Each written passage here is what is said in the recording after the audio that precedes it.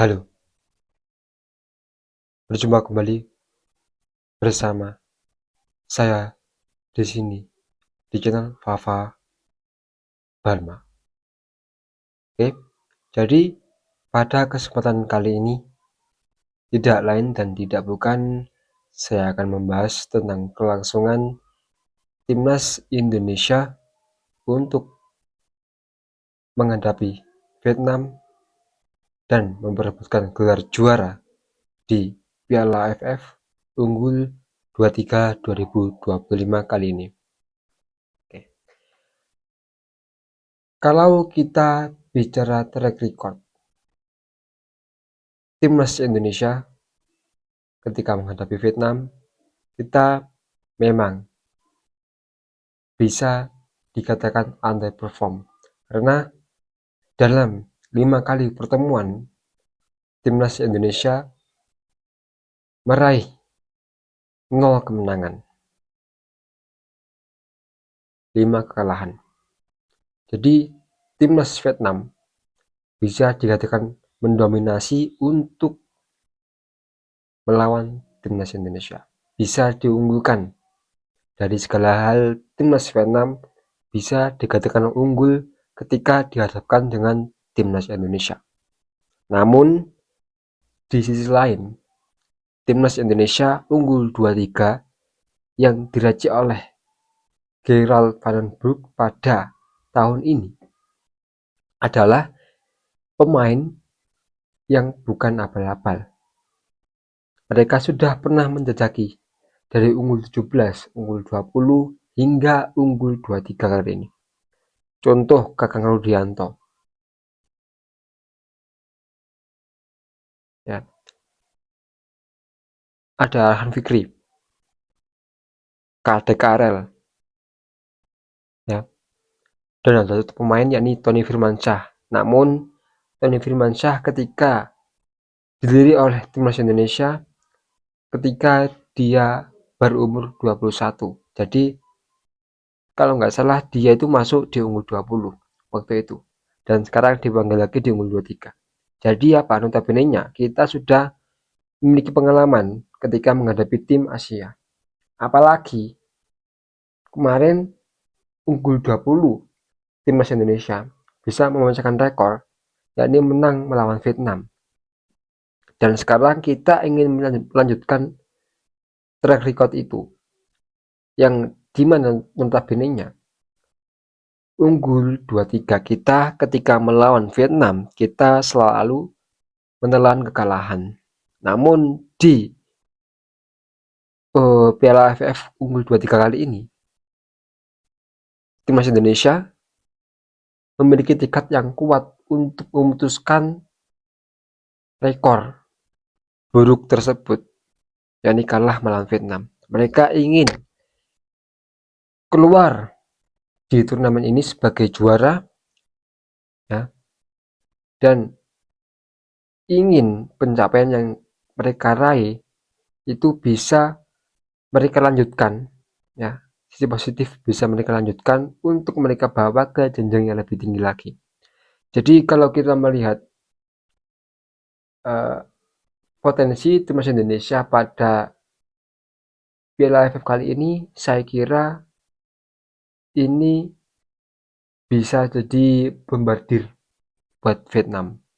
Karena apa? Meskipun kita imbang melawan Malaysia, ya, tidak menutup kemungkinan kita bisa melangkah lebih jauh. Karena apa? Bro, Malaysia itu bukan tim yang abal-abal, ya, bukan seperti Brunei, tidak, bukan seperti Filipina, tidak. Oke, jadi notabene apa?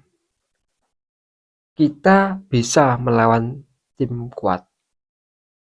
Berarti untuk melawan tim kuat lagi yang notabene-nya mereka bisa lebih unggul dari mereka, ya, tetap bisa kita ambil celah untuk bisa kita manfaatkan sebagai hal positif yang bisa membawa kita ke kemenangan, ya.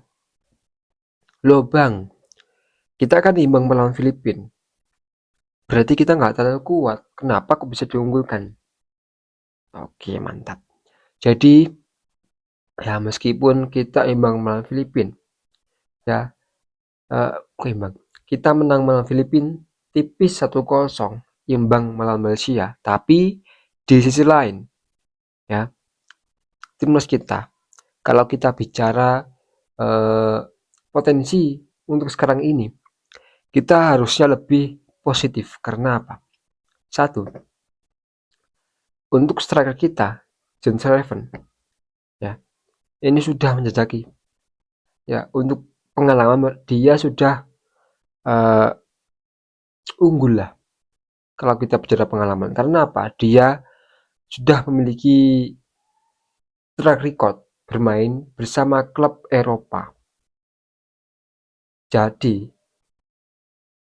ya ada kemungkinan kalau uh, penyerangan kita lebih teratur. Ya meskipun masih banyak PR yang harus diperbaiki oleh Gerald Van den Broek, tapi di sisi lain, kalau kita melihat bahwasanya ini adalah match untuk kelompok umur, ya menurut saya fan-fan aja, cukup bagus ya. Hanya saja nanti kalau kita uh, meraih hasil imbang atau menang atau kalah, ya itu memang takdir lah. Yang jelas kita harus melakukan lebih bagus dari kemarin, itu aja. Kalau saya menyoroti, ya timnas kita memang banyak sering kali melakukan kesalahan. Terlebih lagi ketika di sisi passing, ya. Apalagi playmaker kita, wah enggak banget, playmaker kita jelek banget. Playmaker, stopper, parah kita ya. Tapi di sisi lain, ketika saya melihat pertandingan dari Vietnam unggul 2-3 kali ini, ketika dia menjamu tim-tim yang notabene-nya masih di bawah Indonesia, saya menyoroti kalau Vietnam ini banyak celah yang harusnya kita eksploitasi.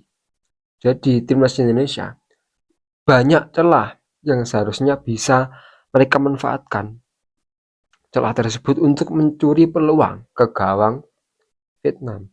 Jadi notabene-nya apa?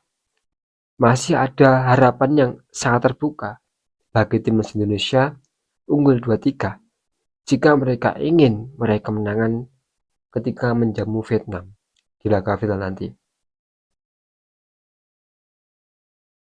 Dan harapan saya pun cukup besar ya. Semoga timnas Indonesia ini bisa meraih kemenangan pada melawan Vietnam nanti.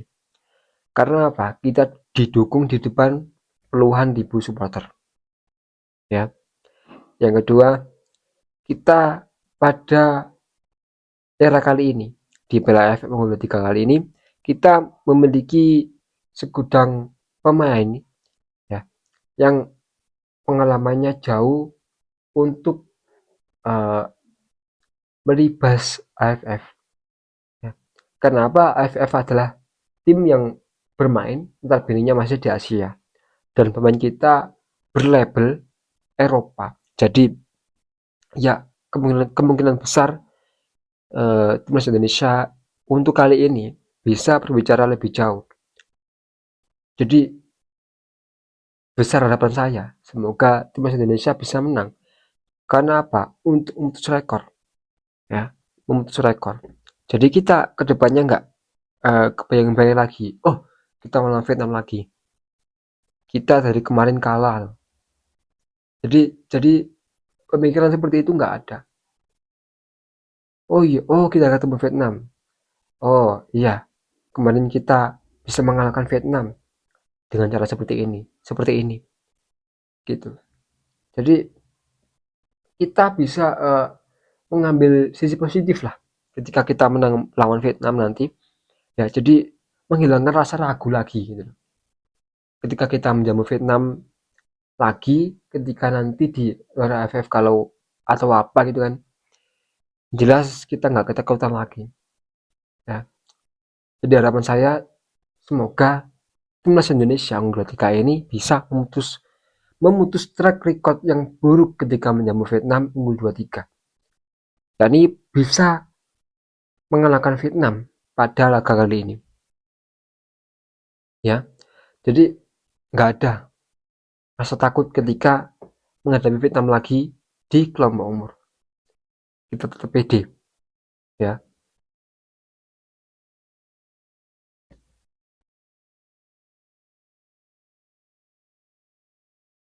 Oke, segitu aja video kali ini. Jika ada salah kata, saya pribadi mohon maaf yang sebesar-besarnya.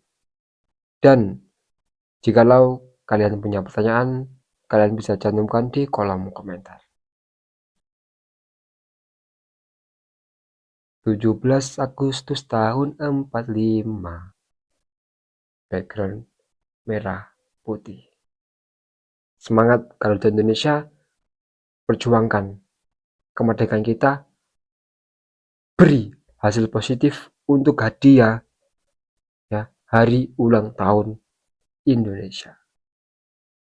Salam olahraga, salam satu nyali, Omani.